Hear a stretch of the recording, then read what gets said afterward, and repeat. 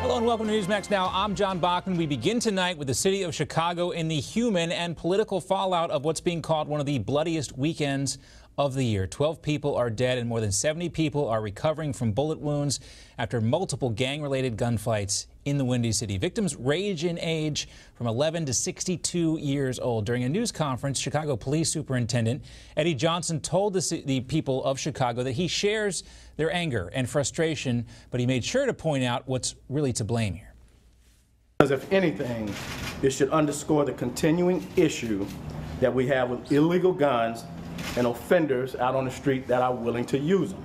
The truth is, and maybe you all are tired of hearing me say that, but as long as we fail to hold repeat gun offenders accountable for their actions, we're going to keep having these discussions on Monday mornings. That's just the truth of it. We need everyone to start making repeat gun offenders feel the real consequences for their actions. Joining us now to discuss this, Democratic strategist Joel Payne, who worked for former Senator Harry Reid as his press secretary, and former New York City Police Commissioner Bernie Kerik. Gentlemen, great to have you on the program this evening. Bernie, let me start with you. What do you make of the superintendent's comments? Well, I think he's right in a number of different ways. One, if you're going to have repeat offenders, gun offenders, violent offenders, that they can't keep locked up. You know, these guys keep getting back out in the street doing the same thing over and over. That's a problem. One of the things I've recommended, I strongly urge the mayor of Chicago to reach out to the president of the United States, ask for federal resources, get the FBI, the DEA, the U.S. Marshals involved, enhance these arrests, especially the gun arrest. Get ATF involved, where these arrests are enhanced for gun violations, criminal acts, and you'll see this crime diminish. Keep in mind, in New York City, between 1994 and 2002, we reduced violent crime by 65% and murder by over 70%, doing exactly this. I think they've got to follow those traits, or else they're going to continue to see the stuff that's going on there now. They'll continue to see it, just like the superintendent said. Bernie, we'll get into more of your message for RAHM EMANUEL in just a second, but I want to let Joel weigh in here. Joel, the superintendent said we need everyone to start making repeat gun offenders feel the real consequences of their actions. That's something that everyone should get behind, right? Well, I thought it was interesting. You know, Commissioner Kerik, you know, made a point about New York City, and I hear what you're saying. And I think the part that may be left unsaid there is New York City has one of the most restrictive, or has some of the most restrictive gun laws in the country. And we know that Chicago struggles with this, but the reason why Chicago struggles with this, John, and you may know this, and Commissioner Kerik, you may know this, is because Indiana has one of the most lax gun laws in the country, and there's a bunch of illegal guns floating over the border from Indiana into Chicago. Over 60% of the guns that are recovered in Chicago are from Indiana. So you're right. It's an issue that a lot of people have to pull together on. It would be great if the president would offer federal assistance, but I don't know if the president's prepared to offer the type of federal assistance they need. And the federal assistance they need is a serious commitment to reducing gun violence by making it harder to get guns off the street and making it harder to have illegal guns come over the border from Indiana. There has to be a real commitment to do that. Bernie, let's get your thoughts on this, because Joel does make a good point, and he's right. There's a lot of statistical evidence that shows that a lot of these illegal guns do come from Indiana. Is it fair to compare the city of Chicago and the city of New York? Well, you can compare them. I don't think people would like the answer. Here's the answer. In 1990, we had over 2,400 homicides. We had more homicides in New York than they had in Baghdad, probably. The bottom line is, those weapons didn't come from New York City. They came from other cities around the country. Bad guys do bad things when they get a hold of guns. They get those guns in other areas, just like they're doing in Chicago. But here's the difference. You have to have the right leadership, management, and accountability internally to get the job done and reduce crime. We did it in New York when everybody said it was impossible. It can happen. It's never going to happen. We did it under Rudy Giuliani. It was done.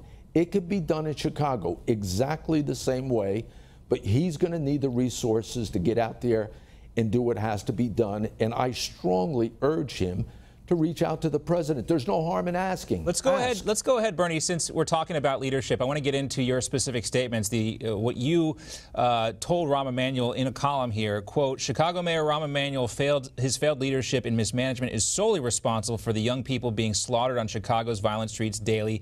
Without the right leadership, management, and accountability, this violence will never diminish. He went on to say, so the question becomes, why hasn't Mayor Emanuel done anything to help the citizens of his city? I strongly believe that it's time for President Trump and his administration to get involved for the people of Chicago. Go ahead, Bernie. I'm sorry. I strongly believe that. And look, what I was saying is there's no harm in asking. Ask. You know, it's in the president's interest. It's in Rahm Emanuel's interest. Most importantly, it's in those families, those lives that are out there being victimized. It's in their interest. You know, we had people in New York City back in the 90s. We had mothers putting their kids to bed in bathtubs, afraid of random gunfire. They're going through the same thing in Chicago. Do what has to be done to get the job done. Put politics aside. You know, everybody's, you know, they're Democrats, these are Republicans. I don't care. The people of Chicago are suffering, and it can be fixed. I know it could be fixed. I've done it. Giuliani did it. Bill Bratton did it. It can be done. It just needs the right leadership, management, and accountability. Joel, if Donald Trump can sit down with Kim Jong-un, don't you think he could sit down with Rahm Emanuel? Not making comparison directly between Rahm Emanuel and Kim Jong-un here, but Bernie does have a point. The only way this is really going to get resolved if politics are set aside to a certain degree. Absolutely. I think the federal. I think the Rahm Emanuel will love help from the president, but is the president willing to offer the type of help that he actually needs? And, you know, we've talked a lot about guns here, and I brought that up earlier, but I'll bring up a second point. Yeah, you have to get those guns off the street, and you have to hold people accountable, but you also have to infuse that city with hope, and that comes in the way of job opportunities, health care, better neighborhoods, affordable housing, education for young people in some of these very depressed communities. And again, when you have a president that de-emphasizes investing in our cities and investing in our young people and people in you know, impoverished communities like this, you have a HUD department that has essentially gone AWOL since Ben Carson has been the Secretary of HUD. This is part of what you're going to see as the after effect of that. So it's all, I agree with Commissioner Kerik when I say, Joel, how do you think Rahm Emanuel has done? There's no silver, pardon the pun, there's no silver bullet. There's no silver bullet to it. How do you think Rahm Emanuel has done in imparting hope and a future for these inner city neighborhoods in Chicago? I mean, it's his city. I'm sure Mayor Emanuel could do better. Listen, you can't tell me that Mayor Emanuel doesn't feel heartsick over this, and every big city mayor who's struggling with this feels heartsick over it. And I'm sure he would love to figure out what the answers are. I'm not here to defend Rahm Emanuel. I'm here to point out that there's a larger answer than probably, you know, just one solution. It's partially getting guns off the street. It's partially holding people accountable, like the commissioner is saying, but it's also infusing those communities with hope. That also has to be a part of the narrative as well.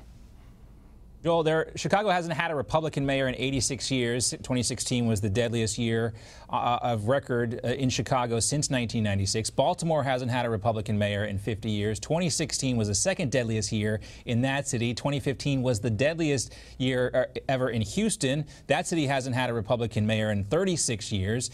There were 50% more people killed in 2016 than in 2011. All those cities have had an uptick in crime, specifically gun violence. What do you think it would take for some people in those cities who are going to vote Democratic no matter what to say, you know what, maybe we should try a different political party? You know what, John, I'm not going to, you know, I don't want to go. That's a very simple oh, sorry, go ahead. Yeah, I don't want to go down this political road. Go ahead, Commissioner, I'm sorry. But here's what I would say, and this is something that all these cities, whether it's Baltimore or Chicago or St. Louis, New Orleans, it doesn't make any difference. No, and this is how we did this, why we did it in New York City, and what Rudy came up with in the beginning. Nobody wants to work, visit, live, or go to school in an area where they do not feel safe. So the first and foremost priority is to reduce crime, diminish crime, reduce the murder rate, get people to feel confident that they could come there, live there, go to school there, and things will change.